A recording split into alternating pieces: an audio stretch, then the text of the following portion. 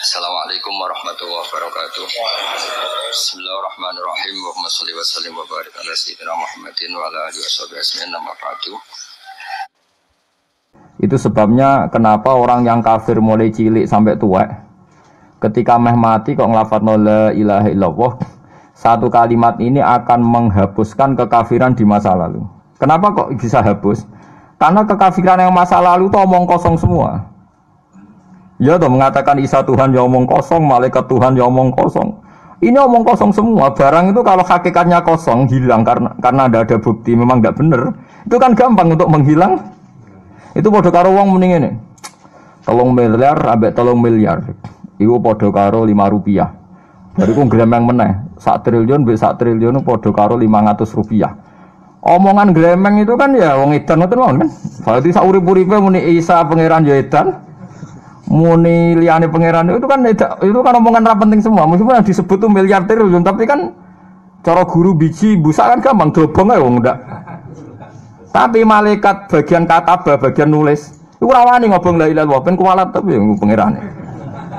Makanya saya pastikan sekali sampean nglafadz la ilaha illallah itu benar, malaikat sing sentimen mbek sampean pun ndak bisa bakar itu. Kuwalat den. Paham kalau maksudnya?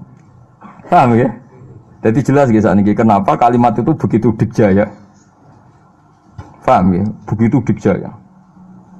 Lah soal kita ngalami di zaman akhir, orang lafadzkan kalimat itu dianggap bid'ah, terus tukaran. Ya kita semua ngalim bingung, kalimat itu salah apa, dianggap napa bid'ah. Wong kalimat disifati thayyibah, sing lafadzno dihukumi nglakoni bid'ah. Lah sing diarani bid'ah ya ora trimo pisan, malah gawe hadis palsu. Fadilail wiridani malah palsu hadis. Sajane cara padha warase ngoten ora perlu debat bulet ngoten. Padha warase larnya kono nganggo kapasitas ulama, kita pakai kapasitas apa? Ulama, terus kita diskusi baik-baik. Di kula baleni malih nggih, kenapa kalimat thayyibah disebut kalimat baqiyah? Dalam istilah Quran wal baqiyatus sholihat. Baqiyah itu sesuatu sing abadi. As-sholihat itu sing layak, sing apik, sing selalu duwe eksistensi. Soleh maknane layak. Layak iku mergo wujud. Ya kula baleni malih tak wari filsafat ilmu hakikat. Sing darani layak ku sitok mergo wujud. Nak barang ora wujud itu jenenge dilafadzno tapi mboten layak. Dadi barang ana sing dilafadzno tapi ora layak, ana sing ora usah dilafadzno tapi wis layak disebut sholihat. Soleh maknane apa? Layak atau punya eksistensi. Misalnya begini ya, kalau tak warai ya, ben sampean nang lafadzno la ilaha illallah niku benar. Ketika manusia itu menganggap, yasumu maknanya menganggap itu sesuatu tidak ada tapi dianggap nopo ada. Itu jenenge menganggap. Ketika manusia itu menganggap bahwa tidur itu penting, kalau orang tidak tidur itu maka dia akan lemah. Kalau orang tidak makan itu dia akan mati. Sebetulnya semua ilmunya manusia itu menganggap, karena diulang-ulang oleh satu kejadian. Kalau nak gak mangan itu lesu, nak gak turu itu lemes. Terus dia menganggap kalau gak tidur itu orang mati, kalau gak makan itu orang mati. Itu ilmu yang dikatakan oleh para ahli hakikat hanya menganggap itu sah. Karena anggapan manusia salah itu sah, keliru ya sah, benar ya sah, tapi ya hanya anggapan. Tapi dalam ilmunya Allah Ta'ala sing abadi, kehidupan itu tidak bersyarat makhluk itu harus makan, dan Allah bisa membuktikan itu lewat Allah menciptakan apa? Malaikat.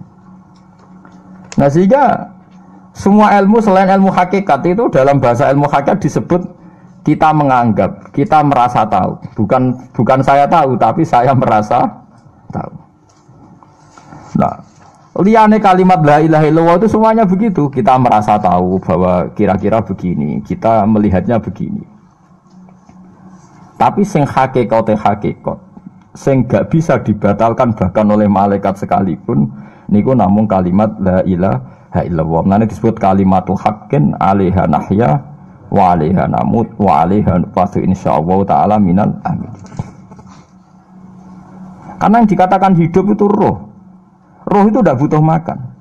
Ketika jasad itu mati, hancur, itu rohnya kan masih hidup. Dia pindah di alam ulya sana. Roh itu hayat, hayat itu dari kata roh. Roh itu maknanya hidup, hayat maknanya hidup. Roh dan hayat ini satu sistem yang kita tidak tahu, yang tahu hanya Allah. Ini tidak butuh makan. Sing butuh makan, butuh utang, butuh bodoh niku jasad. Paham nggih? Roh ora tau utang, ora tau gadekne BPKB, paham nggih?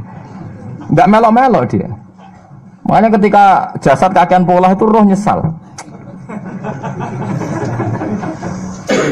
Kok ngatasnamakan saya demi hidup sampai direwangi utang-utang wong, direwangi uripe bulet. Toh saya bisa hidup tanpa hutang. Lah iku manusa iku aneh. Makanya disebut alam rohaniin itu sudah. Nah, ketika kita mati itu kan yang mati itu jasad. Jasad itu mati, rohnya sowan Allah. Tapi kita secara bodoh mengatakan kita mati. Loh, yang mati itu siapa? Hanya jasad kita, roh kita tidak mati. Yang sowan Allah itu roh kita. Tapi kita bilang kita mati. Ya berarti kita bilang kita mati, ya kita mati. Menurut bahasa manusia, kalau kita sudah tidak ambekan, tidak makan, tidak minum, disebut kita nopo mati. Tapi alhamdulillah kita ini mukmin, meskipun bahasakan kita mati terus bahasano mugi-mugi disepunten pangeran niki ruhe nembe sowan, mugi-mugi diwelas. Intine dekne ramuni mati. Paham nggih? Mulane malaikat ngrungokno pidatone kiai sing lepas jenazah ya bingung. Perkarane dilepas niki pun mati, mboten saged napa-napa, ra iso njuk sepuro jenengan, ra iso salat, monggo kita salati. Iki sedongakno sakniki ruhe sowan pangeran mugi-mugi selamat. Jare mati, jare sowan. Sowan kan artinya mlaku-mlaku sowan kan. Nah, tapi misalnya mbok bahasano nganggo ilmu sing ekstrim kados kula, nganggo ilmu kelas berat kan malah diguyung akeh. Bahwa jasad ini mati, ini tidak penting karena jasad rohnya masih hidup. Maka kita tidak perlu nyolati mayit karena tidak pernah ada mayit karena rohnya masih hidup. Wah, kan dianggap edan bareng kan. Makanya sebaiknya orang ilmu hakikat itu tidak perlu jadi kiai, pokoknya kayak kula jadi ulama tapi rasa jadi nopo. Ya, jadi kiai sampai anak sing ora paham detail-detailnya alam roh sampai alam nopo? Alam nopo? Jasad. Nah, itu keliru itu penting karena kalau tidak keliru itu tadi. Paham sih kalau maksudnya. Nah, itu disebut. Nah, kalau sama tanya, lalu roh itu gimana Gus? Ya nggak ada jawabannya. Wong Rasulullah saja yang orang paling pinter di dunia, orang paling tahu. Wa yasalunaka anir ruh kulir ruhu min amri rabbi. Roh itu urusannya pangeran. Makanya kalau sekarang sampean pertanyaannya gini. Waktu gale guyonane Siti Jenar. Siti Jenar itu ya ono pinter, ya ngawur tapi ono pinter. Dene iku ora tau salat. Sing salat ruhe jare. Dadi ora tau sujud, sing sujud jare ruhe. Yen darani wali songo iki goblok. Wali songo iki gobloke ra karuan jare Siti Jenar. Wong kon salat, bathuke nganti ngecap jare Siti Jenar. Lah nek sing ngecap bathuke sok ben fisik iku hancur, pas ketemu Allah seksine apa? Jare Siti Jenar ke jangan ketemu pintu. Kok jasad kita ini hancur. Misalnya kayak ngandalo bathuk ngecap, jasad ini kan hancur. Sing mbok sowan pangeran rohem. Roh iku wis kon sujud ae ora usah awam. Lah akhire nak wae salat terus meneng ae jare wis salat. Sing ada teng pintu-pintu niku. Nah sing mung syariat terangno ora iso. Rata-rata kiai syariat kan ra pinter hakikat. Mau ngamuk ngono to murtad kowe. Nane ngamuk to. Hasil wong syariat kan apa? Ngamuk. Ngamuk ono stresan rangno ngamuk. Ya akhirnya gak sambung kan. Akhirnya gak sambung. Tapi saya pastikan ajaran Kak Siti Jenar itu sesat. Sesatnya adalah wali-wali yang alim, termasuk wali songo yang alim itu bilang begini. Ketika bathuk kita dikokon sujud ning pangeran, kita sujud itu sebetulnya bukti bahwa fisik kita itu tunduk sama perintah roh. Karena roh kita sujud, roh ini menyuruh fisik kita juga ikut sujud. Jangan jadikan fisik ini rivalnya roh. Itu kita gobloknya Siti Jenar. Kalau roh kamu sujud, fisik kamu tidak sujud, namanya rivalitas. Berarti kowe di jisim, duwe wadak sing ra nurut roh. Berarti rivalitas. Lalu jasad kamu itu sing mimpin sapa kok gak nurut. Lah ini malah sing rodok-rodok Siti Jenar tobat mulai detik ini Pak. Karena Ya buatan tak mikir sama paham ya. Jadi ini permainan ilmu kelas tinggi paham ya. Kayaknya nggak tahu mikir toh. Lah diwarai kok ben kok alhamdulillah aku fase. Paham ya? Paham ya? Makanya andekan malaikat itu kok sujud ning Nabi Adam ketika Allah nyuruh, "Hei para malaikat, saya menciptakan manusia namanya Adam. Setelah jadi maka kamu sujudlah." Itu malaikat sujud. Sujudnya malaikat bukan karena nganggap Nabi Adam itu Tuhan atau makhluk yang istimewa, enggak, karena perintah Allah disuruh sujud. Malaikat enggak perlu tanya maknanya sujud ke Adam itu apa, enggak perlu, pokoknya karena Allah nyuruh ya sujud. Paham gitu? Setan pakai rasional, ngapain sujud Adam? Musuh bodoh-bodoh makhluk. Mulanya ono aliran sing sesat malah darani malaikat sama iblis itu tauhidnya tinggi iblis. Karena malaikat diuji disuruh sujud sama Adam, makhluk mau, terjebak dia sama permainan Tuhan. Cari malaikat terjebak tes-tesane pangeran. Iblis luwih pinter perkara nek ra gelem sujud. Berarti dekne mau gelem sujudnya namun kalian Allah. Lha kok ono sesat kok. Wong kok nganggur nganti ngono, maksudnya mikire iso ngono. Mulane sing do diutang dosa luwih apik timbang sing dipikiran ngene iki, paham ya? Paham ya? Jadi malaikat terjebak permainan Tuhan, dites gak lulus ya. Itu ngeri kalau nuruti alin-alin ngoten. Yang benar adalah setan itu dianggap keliru. Karena dia tidak punya otoritas pikiran. Dekne ora wujud, hakikate setan malaikat gak wujud, wujudnya diwujudno Allah. Nak wujudnya diwujudno Allah, apa wae sing dadi dawuh Allah kudu sami'na wa ata'na. Karena dia tidak bisa menjadi rival Tuhan. Makanya kalau kita diperintah Allah langsung lakoni, gak usah gawe rivalitas. Mulai paribasane ke kon mangan wis wareng nek Allah ngutus mangan wis mangan ae. Nang kok wargen wis Gusti pokoke mangan. Nek kon mangan ya ora mangan, pokoke kon nurut. Nah itu kelirune Siti Jenar, dia lupa bahwa dengan mengatakan jasadnya tidak perlu sujud, mergo sok ben sing dihisab roh, dia bikin rivalitas antara roh dan jasad. Mula nate maca aliran Siti Jenar mulai yang versi Arab sampai versi tulisane wong-wong bingung-bingung iku, sing luwih bela Siti Jenar timbang Wali Songo. Bahkan dalam cerita itu seakan-akan Wali Songo kasut mergo jare Siti Jenar dipateni wangi terus diganti asu macam-macam lah cerita ngono. Mula nu peneliti ra kabeh, kula ra koyo Kiai Mustofa niku kaya apa ya ngono. Gak jelas roe tapi jelas dadi kiai ini. Enak ngoten niku. Dadi ya ono wong ilmune ra pati akeh tapi jelas dikiyaino. Kula ilmune akeh ra pati dikiyaino. Jadi kekeliruan-kekeliruan ini mergo ngoten niku nggih, memang ilmu hakikat itu jelimet. Tapi sampean harus saya latih. Oke, sampean ngaji ning kene ya suwi, tuwa, saya kenal sithik-sithik. Lah nanti makanya nanti menghilangkan barang batil itu mudah sekali. Karena barang batil itu hakikatnya enggak ada. Mbok ana wong muni 1 miliar ditambah 1 triliun jumlah 5 rupiah, mbok sing disebut angka 1 miliar 1 triliun lafaz ini enggak ada. Nggih lafaz ini enggak ada, fakta ini tidak ada. Makanya disebut di Quran iyaquluna illa kadiba. Sebagian Quran istilah lebih ekstrim. Kaburos kalimatan takhruju min afwahihim. Kalimat itu menjadi besar karena ada yang melafatkan, tapi kalimat ini tidak pernah menunjuk hakikat. Lho nggih to, misale wong nyebut iki geni, wong ki HP kok darani geni, itu pernah ada kalimatnya tapi tidak ada faktanya. Ini batu disebut itu Tuhan. Yang benar itu batu, disebut Tuhan itu kan kalimat sing ada kalimatnya tapi tidak ada faktanya. Paham ya? Ini disebut kaburos kalimatan sing takhruju min afwahim. Terus iyaquluna illa kadiba. Mereka hanya ngomong secara dusta. Sebetulnya kalau barang hakikat itu tidak usah diomongkan, itu tadi kalimatu haqqin 'alaiha nahya wa 'alaiha namut wa 'alaiha nufasu insyaallah taala minal amin. Tapi kalau kalimatul batil, kalau nggak diomongkan nggak ada yang ngomong, karena harus diomongkan. Itu pun nggak menunjuk apa, nggak menunjuk apa hakikat. Lah semua manusia itu ngomongnya itu rodok-rodok ala zamihim sesuai klaimnya. Mulane omongane sampean bingung nama malaikat. Saya jamin, muga sampean kenal malaikat kados kula niku malaikat sambat tenan mbek omongane sampean. Kok ndak gimana coba? Kita bilang saya ini kaya, baru punya uang banyak kaya. Malaikat sing nyekseni kekayaan Allah janggal kere kok muni sugih. Terus kowe muni saya ini orang kuat karena saya presiden Amerika, saya presiden Indonesia orang kuat. Kita pun sebagai kiai bilang Jokowi itu orang kuat, presiden itu orang kuat. Malaikat sing roh langit bumi, sing roh Allah, dijayane Allah, pemene malaikat Israel.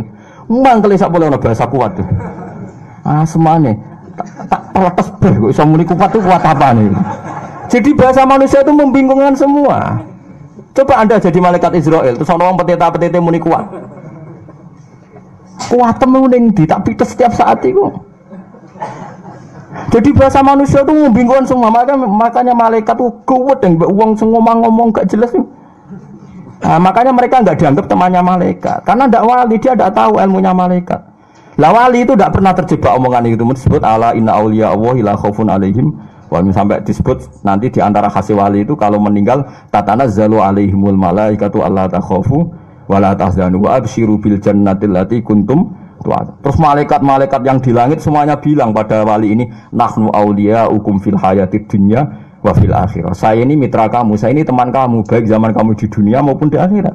Karena bahasanya wali dengan bahasa malaikat itu sama. Tidak pernah merasa kuat, tidak pernah merasa hebat. Karena malaikat itu tahu yang hebat itu Allah, tahu betul dia. Apalagi temannya Israel tahu betul. Paham ya? Wali yang muniku bahasa di siga sambung.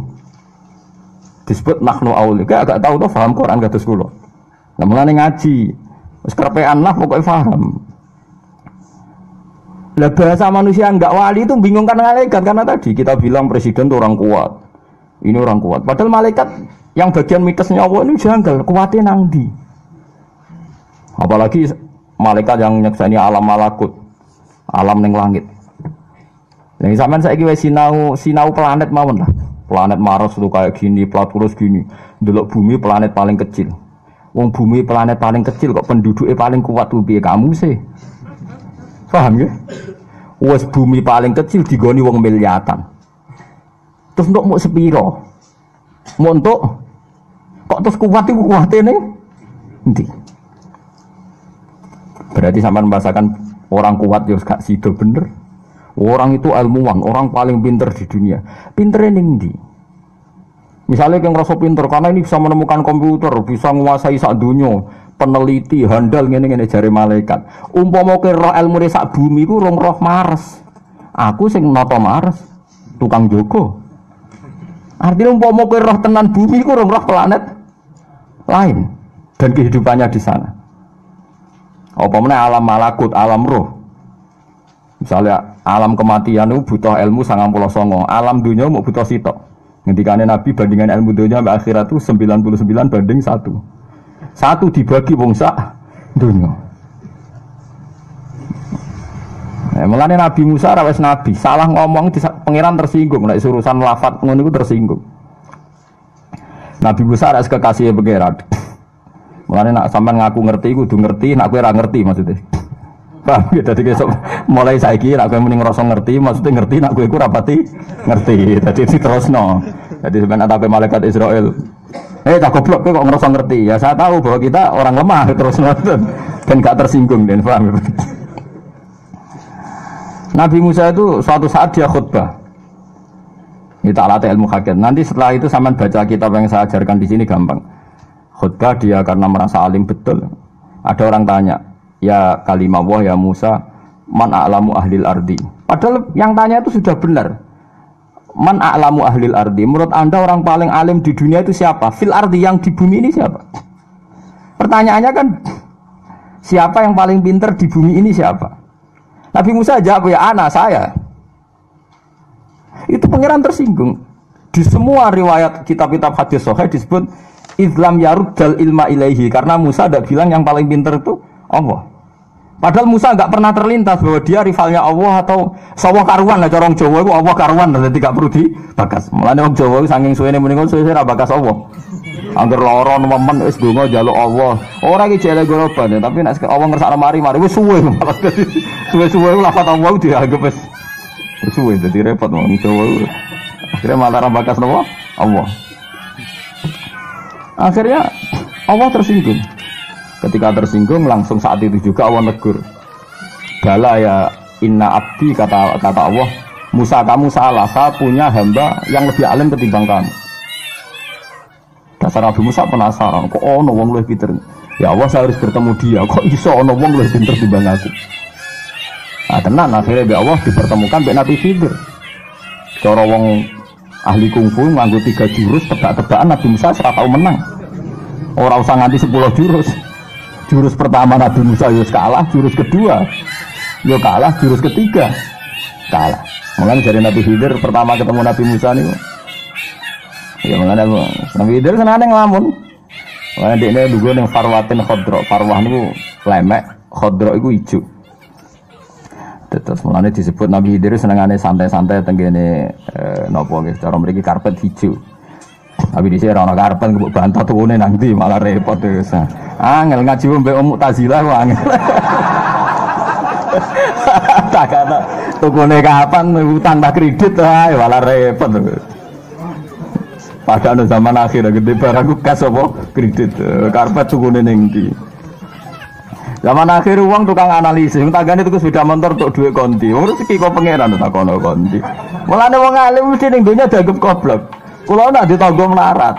Tuku mobil, tuku sepeda motor kula ora janggal. Kula niku wong mukmin, wong alim. Dadi pikiranku pangeran nak ngersakno pira wene. Tapi wong analisis sing cerdas ora sing ngono. Kok bisa gaji segitu beli mobil? Dadi wong alim kok tidak ilmu. Nah, akhirnya kalau kula masih jaga bodoh. Gus kok ora jagal lho ana ngono. Lah aku wong alim ora jagal dunya jagal ning ndi? Cara aku nek pangeran ngersakno ora ana sing mokal. Paham? Tapi sing ahli analisis sudah kepinter. Dari mana dia dapat itu? Sing paling kredit, sing rodok hasud sederhana, hasud sederhana. Nah, hasudnya kelas tinggi, wah paling make up, paling rental dan darani sugih semacam-macam. Tapi lucunya ning ilmune manusa, sing pinter nganalisis sudah kepinter.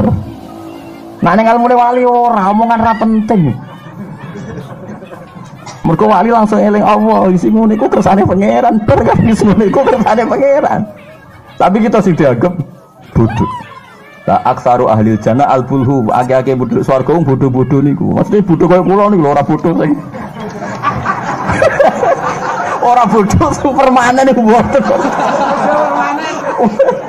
Oh ana niku wong sing bodoh cara Allah iku malah pinter-pinter cara dunya.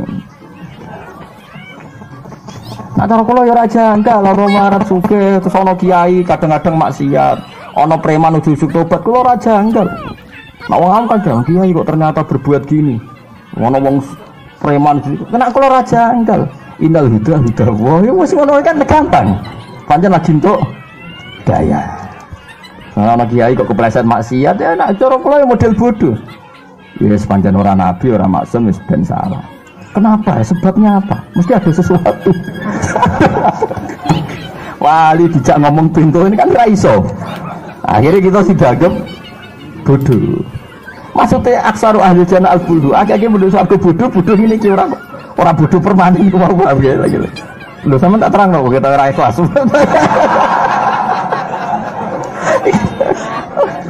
Wah tidak ada wali ra siap sampeyan tidak. Nah ya. Nabi Khidir barang lugu-lugono Nabi Musa salam. Assalamualaikum dari Nabi Musa. Nabi Khidir gak langsung jawab. Wa an nabi ardi assalam. Mosok ning kene ana salam. Maksudnya dia kan nyongkone urip dhewean mbek pangeran kok ana salam sapa manusa iso ketemu aku. Nabi Khidir yo kacau. Ade ora asik dijawab. Sopo? Tapi wajar apa iku mau karena ini permainan kelas 3 tebak-tebakan iki. Tapi kacone Nabi ya cuma melok-melok Nabi kuwi.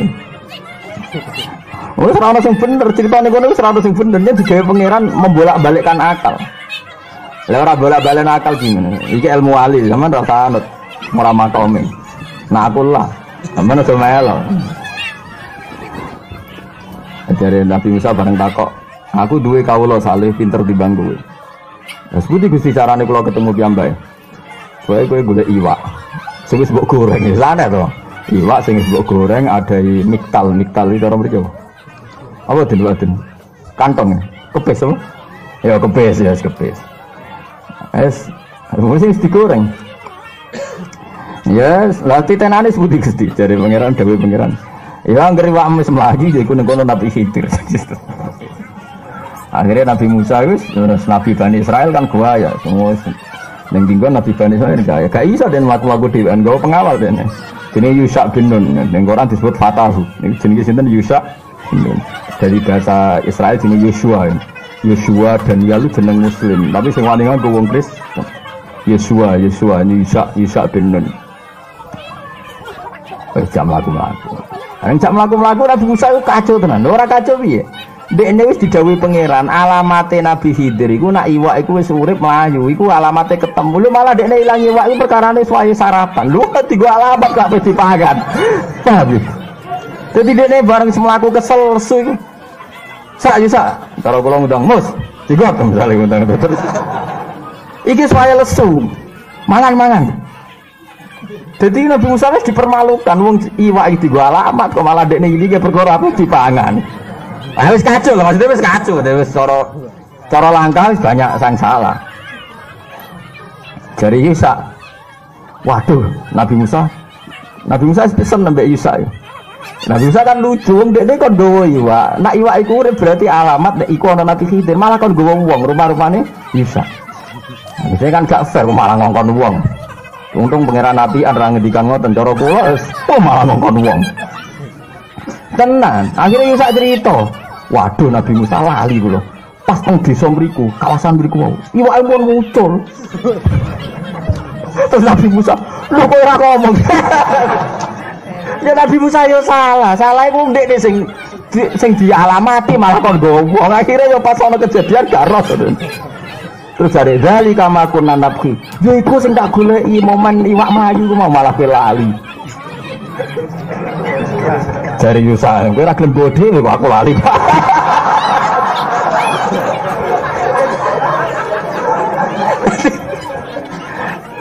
Berarti sokan yang ilmu hakikat terus cara syariat itu dijungkir balikkan, paham ya? Cara syariat terus.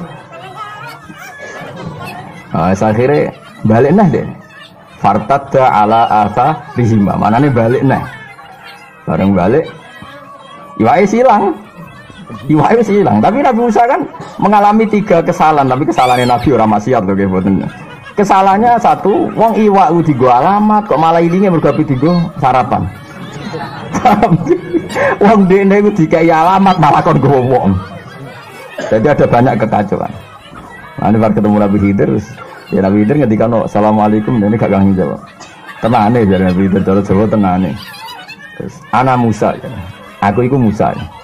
Nabi Khidir takoke ini terhadis oke. Musa Bani Israel. Ya. Jadi antar Nabi terkenal meskipun tidak pernah ketemu itu populer karena sama-sama di alam langit itu orang-orang populer. Enggak seperti sampean itu enggak ada datanya di itu kalau Nabi Khidir tahu maksudnya daftar wali sekarang siapa, orangnya siapa tuh tahu dia. Tapi kalau orang-orang enggak penting enggak tahu dia karena ya enggak masuk apa? Iya, cara muktamar ada ID.